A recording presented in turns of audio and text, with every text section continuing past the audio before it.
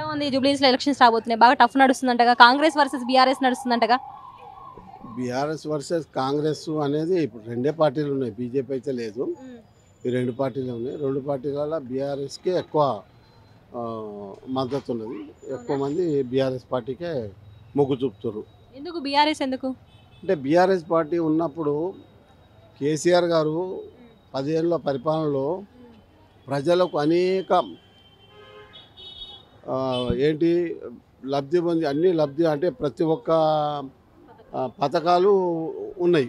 ఎలా అంటే ఇప్పుడు రైతు బంధు అనుకోండి, కళ్యాణ లక్ష్మి అనుకోండి, షాదీ ముబారక్ అనుకోండి, లేకపోతే వృద్ధులకు పింఛన్లు అనుకోండి. అసలు వృద్ధులకు పింఛన్ ఎవరు చేశారు? 2000 రూపాయలు కేసీఆర్ గారు చేశారు.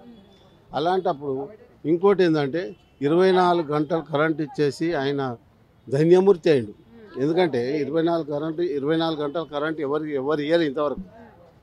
ఒక్క నిమిషం కూడా కరెంటు పోలేదు. ఇప్పుడు ఎలా ఉందంటే ఇప్పుడు మన రేవంత్ రెడ్డి గారు మాట్లాడుతుంటేనే కరెంట్ పోయింది, ఆయన ప్రభుత్వంలో ఆయనదే కరెంట్ పోయింది. అంటే ఏ పరిస్థితులు ఉందో ఆలోచించాలి. అంటే తనకు తనే నమ్మకం లేని పరిస్థితి ఉన్నది ఇప్పుడు.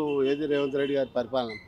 రేవంత్ రెడ్డి గారు ఏంటంటే తాను ఏమనుకున్నాడంటే కేసీఆర్ గారు ఎన్ని పథకాలు ఇస్తుండు, ఇదేదో ఉన్నది అంటే మన అక్షయ పాత్ర ఉందేమో అది ఎత్తుకపోదామని వచ్చాడు.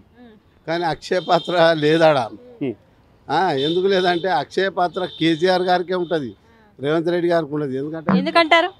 ఎందుకంటే ఆయన మొత్తం అక్షయ పాత్రని ఎత్తుకపోదాం అనుకుండు. కేసీఆర్ గారేమో అక్షయ పాత్రలోకి వెళ్ళి తీసి పంచుతున్నాడు. ఆయన అక్షయ పాత్రని ఎత్తుకపోయేసి ఏదో చేద్దాం అనుకున్నాడు, కానీ అది పాపం కలిసి రాలేదు. అదే కోపం ఆయనకు. అందుకే కేసీఆర్ గారిని ఇష్టం ఉన్నట్టుగా మాట్లాడుతుంది.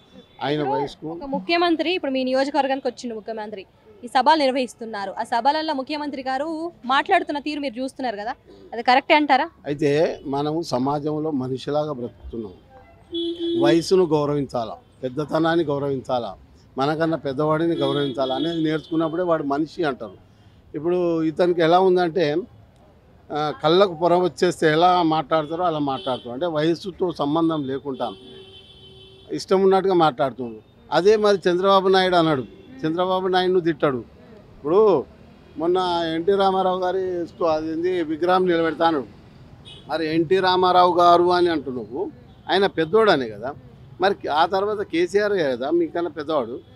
మరి ఆయన నువ్వు మాట్లాడడం అది నీకు మంచిది కాదు.